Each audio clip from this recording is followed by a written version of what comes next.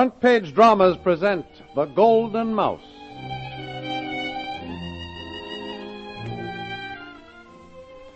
This week's Front Page drama, The Golden Mouse, is a radio dramatization of another of the weird, amazing, but true-life stories of darkest Africa as told by Brian O'Brien, soldier, explorer, and adventurer.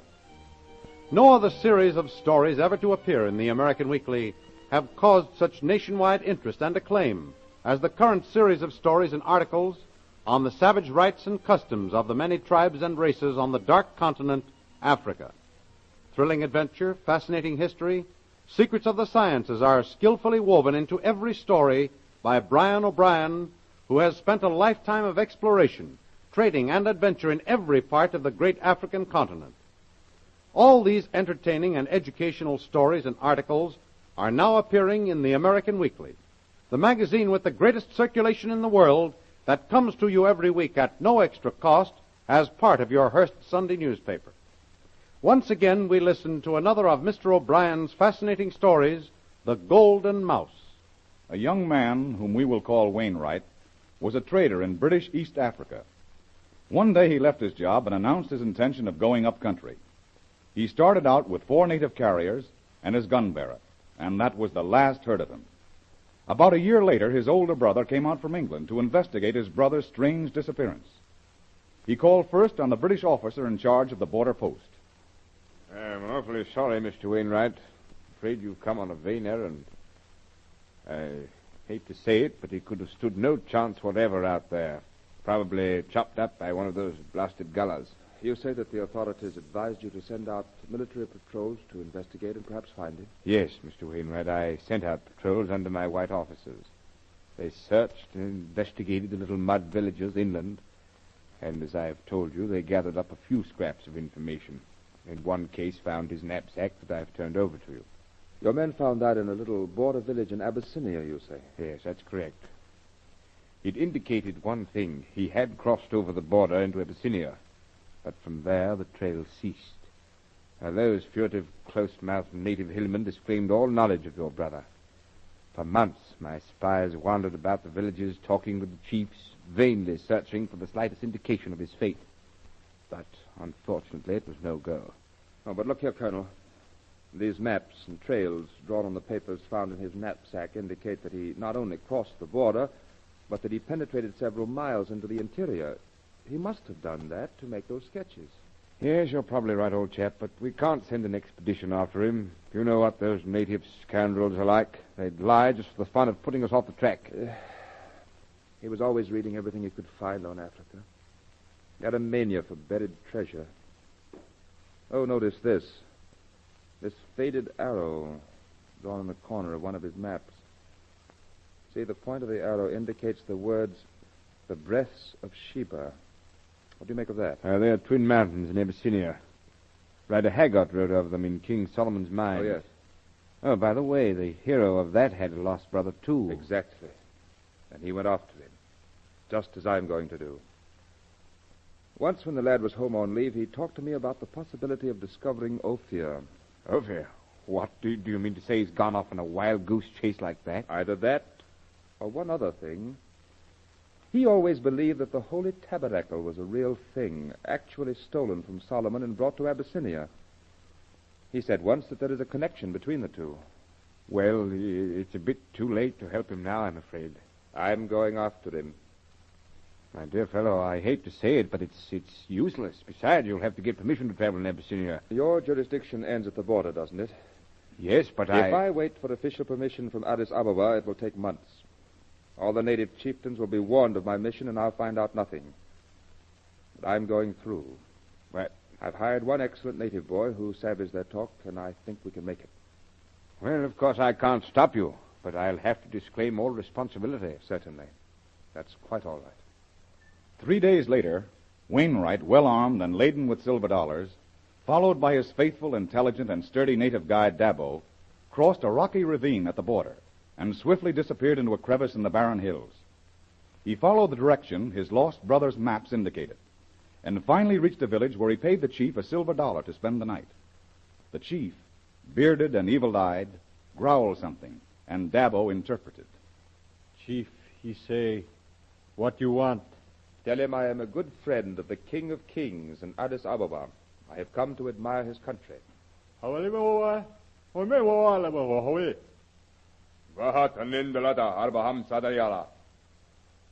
chief say, he is king here. No other man get power. What you want? Tell him I've come to hunt. Hey, hola mi vivo. How are you?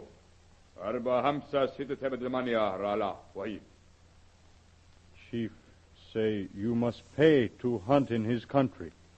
He give pass for other country. Give him 2 extra silver dollars, and then ask him if another white man passed this way. Hey, Kovaval, how are you? No, wala. He say, no white man pass here lately.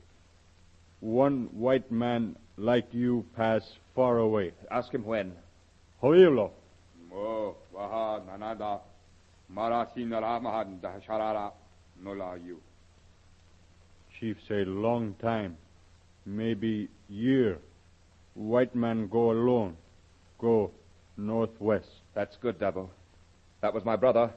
We are definitely on the right trail. The next day, they left the village going due northwest. For days and days they marched, sleeping in small villages. Dabo on guard against the fierce-eyed inhabitants. Always there were vague stories of a white man who passed along, going northwest. They found natives with parts of his equipment. First, they picked up his helmet. In the next village, a small kit box that belonged to him. Finally, on the edge of a dark, foreboding forest, they found his rifle in the possession of a native. The native warned them that this forest was bad country, through which no man had ever passed and lived. In the swamps, they found the remains of a canvas satchel, which gave them new heart. They pushed on out of the forest, and were soon at the foot of the Twin Peaks. They rested a while, enjoying the fresh air and sun, and then pushed on again, climbing up a cleft in the hills. Suddenly, on the face of the rock, they saw a small cave. They all but reached the entrance when... Look, quick. Step back, master.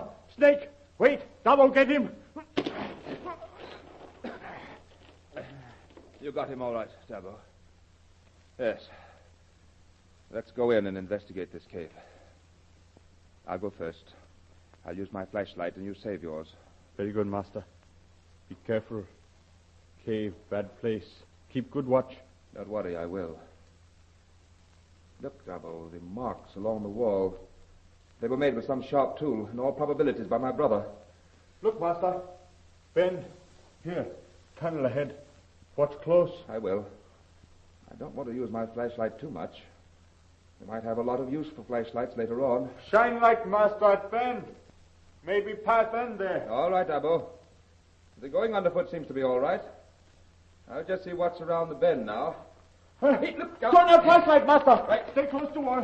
Bats in here. Hundreds of bats. Maybe vampire bats, master. Come ahead and face. Right. Must have been the beam from the flashlight woke them up. It's all clear ahead. Shall we make a run for it? Yes. This tunnel leads to a big cavern. Run then, master. Pass. Come along. Dabo, are you with me? I'm coming, master. Right behind you.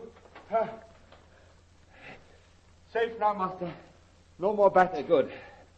Shall I try the flashlight again now? Yes, maybe no bats here. Righto. Look around, Dabo. 4 more tunnels all leaving this room. And look on these ledges lined with big stone boxes. Let's look into them. You go left, master. I go right. Right. Nothing in box here, master. No. Well, they seem to be empty. I find nothing, master. All empty. They're treasure boxes. Very ancient. Sometime in the dawn of history, people passed through this tunnel carrying jewels that would enrich the world. Master! Yes? Master, come quick.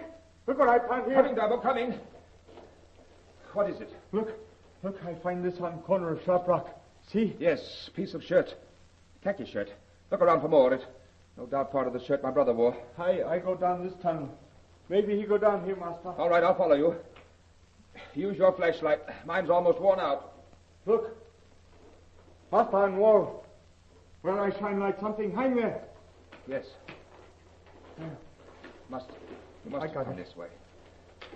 Lead on, Babu. Bad to go on, master. No see light at end of tunnel, master. Maybe we get lost. No. Go on. Go on. That was his shirt. Somewhere in here we'll find my brother. Keep going and use your flashlight. Bad place, master. Feel touch of death here. Time getting late, master. Go on. Outside soon be dark. No. Lest we go back, find way out. No. Go on. Bend in tunnel here, master. Still see no light at end. Never mind. Go on. Go on. We've got to find him. I keep on, master. Look. Look ahead, master. Look on ground by wall. Something big. Come, master. Look. It's skeleton of man. Look. Water bottle. And see. A cigarette case. I gave him that cigarette case years ago. There's a paper here beside him. Maybe it's a note. Put your torch down here. Bezaleel made the ark of atom wood. 2 cubits and a half was the length of it, and a cubit and a half the breadth of it, and a cubit and a half the height of it. And he overlaid it with pure gold within and without, and made a crown of gold. The writing's quite faded. It's almost illegible. They said, "If ye send away the ark of God of Israel, and send it not empty, but in any wise return him a trespass offering, 5 golden emerods and 5 golden mice, according to the number of the lords of the Philistines, I guess it is. Ye shall make images of your emerods and images of your mice that mar the land. Take the ark of the Lord, jewels of gold, which ye return him for a trespass offering in a coffer of the side thereof." Look! Around then, master! Yes? Daylight ahead. Oh, poor devil. To die here, not 50 yards from safety. Look down, master. In his hand. Good Lord, Dabo. It's a golden mouse. Just as it was written on that paper. All is finished now, master. We bury him here. It is better. Yes. He found what he sought. We leave him here to rest forever. It is good so. For there are things which no man may see and live. Since Wainwright's return, other men, puzzled by his silence as to the result of his journey, and thinking that he wished to conceal some valuable information, have tried to follow his trail. But they have all turned back to the forest over which Sheba's breasts gleamed in the sunlight. The natives fear the place is accursed, and deny all knowledge of a white man's passing, lest another mad white force them to enter the forbidden land. You have just heard The Golden Mouse, one of the weird, fascinating, but true-life stories of darkest Africa by the famous soldier, explorer, and author Brian O'Brien. This series is running currently in the American Weekly, the magazine with the greatest circulation in the world that comes to you every week as part of your Hearst Sunday newspaper.